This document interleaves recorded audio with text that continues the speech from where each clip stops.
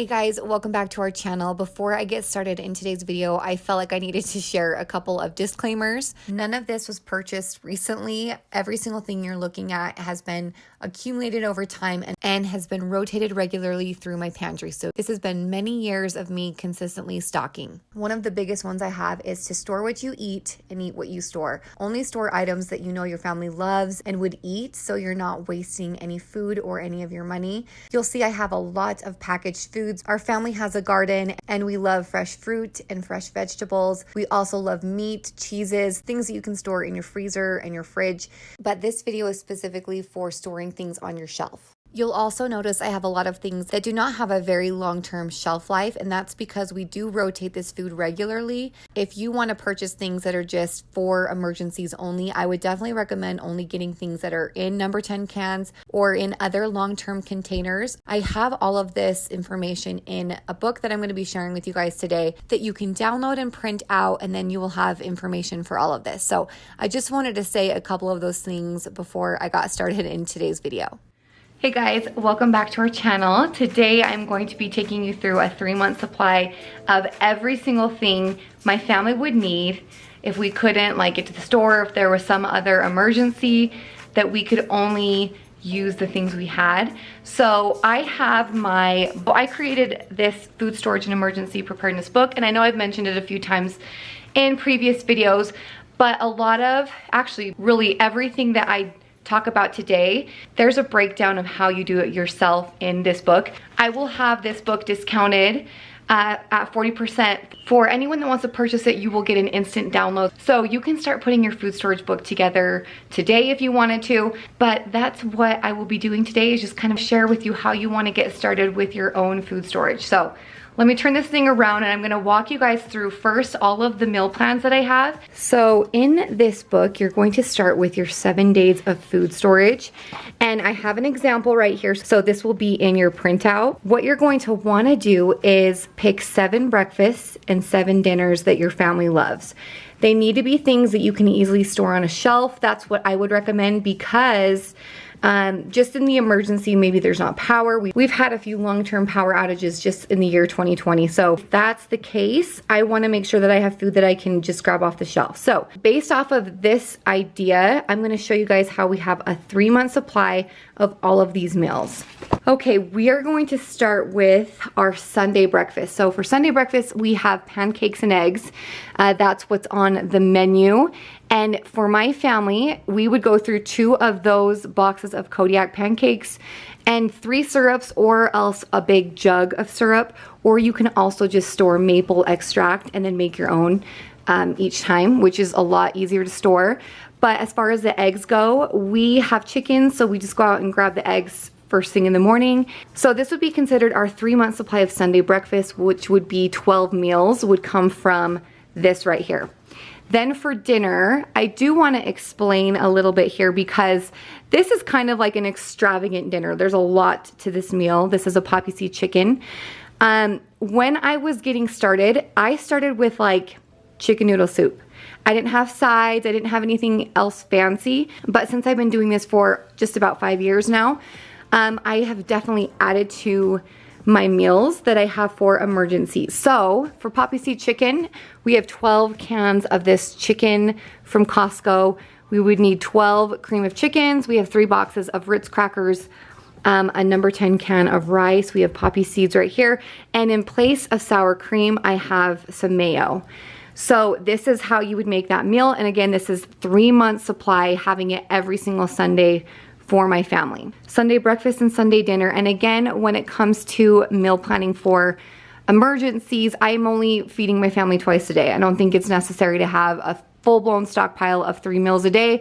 If you are actually starving, this would be plenty. Monday breakfast is cereal. This is kind of overwhelming. Okay, so we have a bag here. These are just different kinds of cereals that we like. This would be a 3-month supply for our family. For Monday breakfast, and then this is a full almost 6 gallons of milk.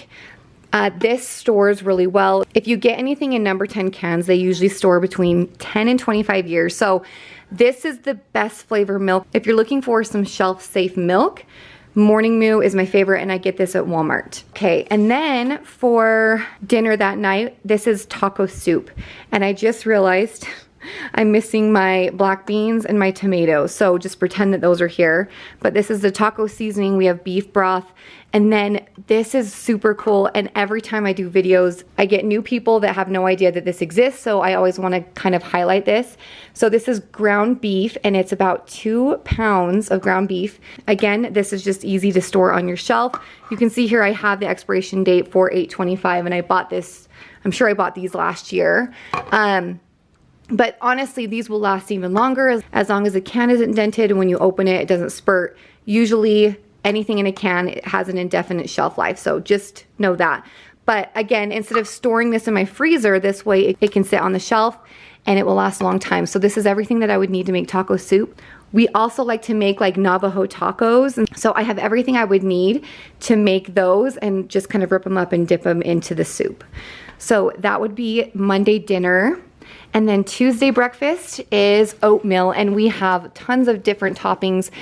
We do have a big garden outside. If it's in season, then we can put fresh fruit on it. We also love to have cinnamon or brown sugar to sprinkle on the top, so we have a lot of that as well. But this giant container from Costco is really good for about a 3-month supply for our family for Tuesday breakfast.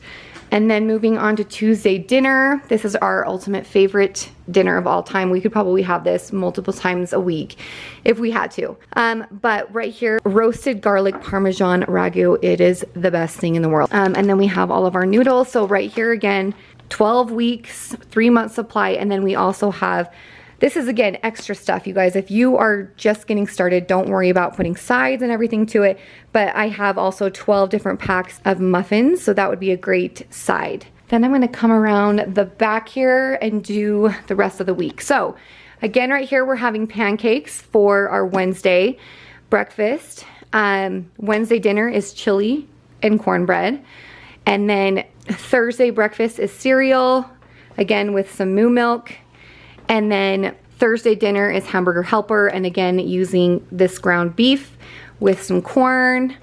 And then we have Friday breakfast would be oats again. So we just kind of alternate if you didn't notice that with breakfast. We love oats, pancakes, and eggs, and then cereal. So that's just kind of what we continue to rotate. And then for dinner, this is like a really random one, but our kids love top ramen. So I've just found a way that, you know, we could incorporate that into our meals. And then I just have like random things like loaded potatoes, SpaghettiOs. We have so many different kinds of soup, so we could just kind of like alternate those things through our food storage. And then we also have like green beans we could throw on the side, or other kinds of canned vegetables. And then for breakfast on Saturday, we have cereal again. Dinner would be chicken noodle soup with some side like muffins, corn, something like that. And then these are just things extra that I love as meal replacements. And so we always have at least a minimum of 3 containers of these in our food storage. I always get those when they are on sale. Now I'll show you like our personal hygiene and the things that I always keep a minimum of 3 in my food storage. So if I ever notice something gets under that, I always want to make sure, I don't know why, 3 minimum. And I'm not even saying that that's a 3-month supply. Most of the time that's a lot more than 3-month supply, but I just want to make sure I always have 3. So starting here, we have mouthwash, kids toothpaste, our toothpaste. We have cotton swabs, 3 packs of toothbrushes, 3 packs of razors, and then a 3-pack of floss. And then we have 3 shampoos and conditioners. We have 3 kids soaps, baby lotions, and then body wash. This is our favorite face wash. And then I would consider this kind of like our first aid. Again, I want to have at least 3 of everything. So we have like kids vitamins. I have more downstairs. I just didn't grab everything. Multivitamins for us adults. Airborne. This is great if you feel like you're getting sick, especially right now with just the sicknesses going around. We have Band-Aids. This is a ginormous, I mean, there's 175 cough drops in here. So that's from Costco. Did I say Band-Aids? I don't remember. We have Tylenol, ibuprofen, cough syrup, baby Tylenol hand sanitizer.